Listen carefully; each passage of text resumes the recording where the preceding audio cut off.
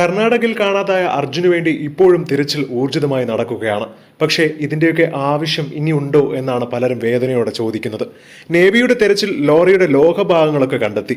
3 ലോഹഭാഗങ്ങളാണ് ഇപ്പോൾ നേവിയുടെ തിരച്ചിലിൽ കണ്ടെത്തിയിരിക്കുന്നത്. കണ്ടെത്തിയ ലോഹഭാഗങ്ങളുടെ ദൃശ്യങ്ങൾ നാവികസേന പുറത്തുവിട്ടു. എന്നാൽ ഇത് അർജുൻ ഓടിച്ച വാഹനത്തിൻ്റെതാണെന്ന് ഇതുവരെ സ്ഥിരീകരിച്ചിട്ടില്ല. ഇനിയും എത്ര നാളാണ് അർജുനു വേണ്ടി തിരച്ചിൽ നടത്തുന്നത് എന്നാണ് പലരും ചോദിക്കുന്നത്. അതിനുവേണ്ടി ചിലവാക്കുന്ന കാശ് ആ കുടുംബത്തിന് കൊടുത്താൽ അത്രയും നല്ലതായിരിക്കുമെന്നുള്ള അഭിപ്രായവും പലരും രേഖപ്പെടുത്തുകയാണ്.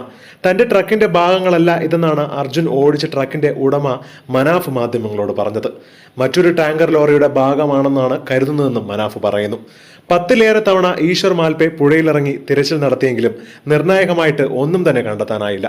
പുഴയുടെ അടിത്തട്ടിൽ അടിഞ്ഞുകൂടിയ മണ്ണും മരങ്ങളും പുഴയിൽ മുങ്ങിയുള്ള തിരച്ചിലിന് തടസ്സം സൃഷ്ടിക്കുന്നു എന്നാണ് ഇപ്പോൾ അവർ പറയുന്നത്. പാറയും മണ്ണുമാണ് ഏറ്റവും കൂടുതൽ തടസ്സം സൃഷ്ടിക്കുന്നത് എന്നാണ് ഈശ്വർ മാൽപെ മാധ്യമങ്ങളോട് പ്രതികരിച്ചപ്പോൾ പറഞ്ഞത്. അടിഞ്ഞുകൂടിയ മണ്ണ് മാറ്റാതെ മുങ്ങൽ വിദഗ്ധർക്ക് പുഴയുടെ അടിത്തട്ടിൽ പരിശോധന നടത്താനാകില്ലെന്നും അതുകൊണ്ട് തന്നെ ഗോവയിൽ നിന്ന് ഡ്രെഡ്ജർ എത്തിക്കാനുള്ള ശ്രമങ്ങൾ തുടങ്ങിയെന്നാണ് ഇപ്പോൾ MLA മാരും പറയുന്നത്.